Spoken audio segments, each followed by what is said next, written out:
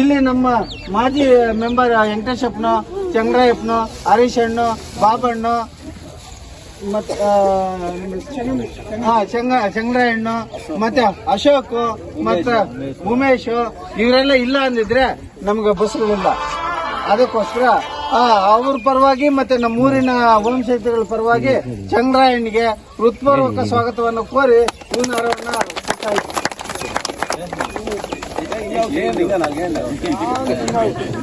ಅದೇ ತರವಾಗಿ ಬಾಬಣ್ಣ ನಮ್ಮ ವರ್ಧನಹಳ್ಳಿ ಗ್ರಾಮಕ್ಕೆ ಆಗಮಿಸಿದ್ದಾರೆ. ಅವ್ರಿಗೂ ಹೃತ್ಪೂರ್ವಕವಾದ ಅಭಿನಂದನೆಗಳ ಸಲ್ಲಿಸುತ್ತಾ ಸುಸ್ವಾಗತವನ್ನ ಕೊಡ್ತಾ ಇದ್ದೀವಿ.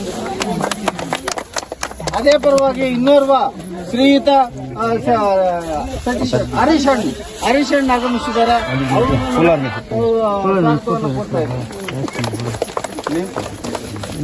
ಮುನಿಕೃಷ್ಣಣ್ಣವರು ಬಂದವರ ಅವ್ರಿಗೂ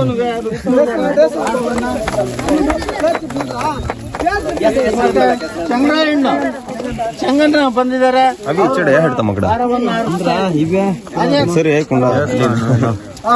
ನಮ್ಮೂರಿನ ಹಿರಿಯರು ಮಾಜಿ ಜೆಡಿಎಸ್ ಅಧ್ಯಕ್ಷರಾಗಿರ್ತಕ್ಕಂಥ ವೆಂಕಟೇಶ್ ಅವರು ಬಂದಿದ್ದಾರೆ.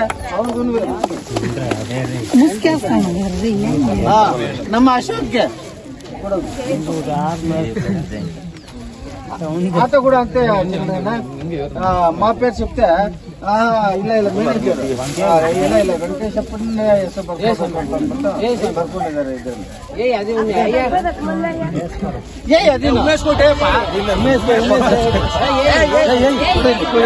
ನಾನು ಹಾಕ್ತೀನಿ ನೀನು ಹಾಕಿದ್ರೆ ಹಾಸ್ಕೊಳ್ಳಲ್ಲ.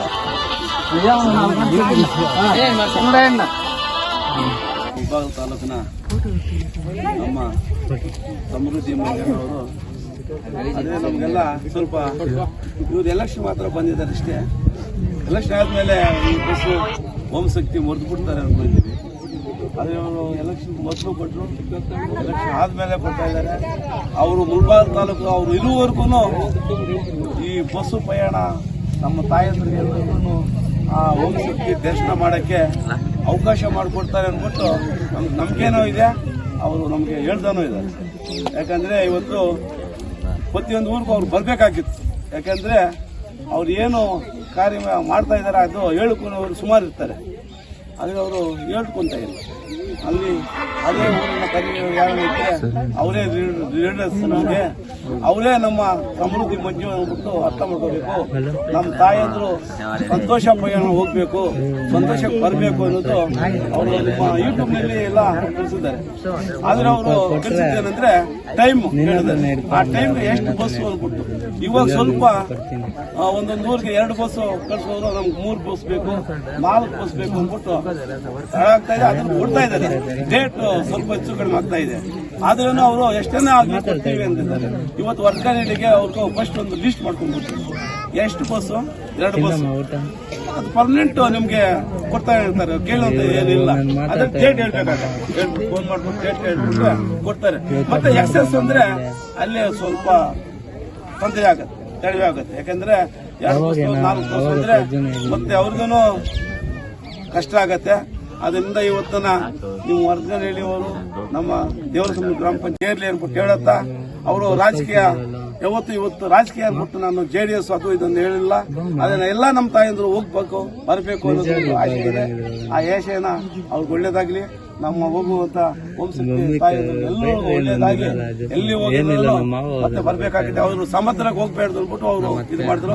ಆದ್ರೆ ಅಲ್ಲಿ ಕೆಲಸ ಇಲ್ಲ. ಆಮೇಲೆ ನಮ್ಮ ಮುಳಬಾಗಿಲು ತಾಲೂಕಿನ ಒಂದು ಆ ಘಟನೆ ಆಗಿದ್ದರಿಂದ ಆ ಸಮುದ್ರನ ಪಿಚ್ ಕ್ಯಾನ್ಸಲ್ ಮಾಡಿದ್ದಾರೆ.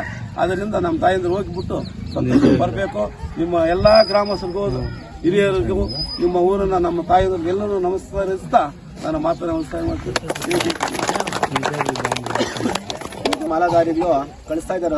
ಮಂಜಣ್ಣವರು ಸುಖವಾಗಿ ಬರಬೇಕಂತ ಪ್ರಾರ್ಥನೆ ಮಾಡ್ತಾ ಇದ್ದೀನಿ.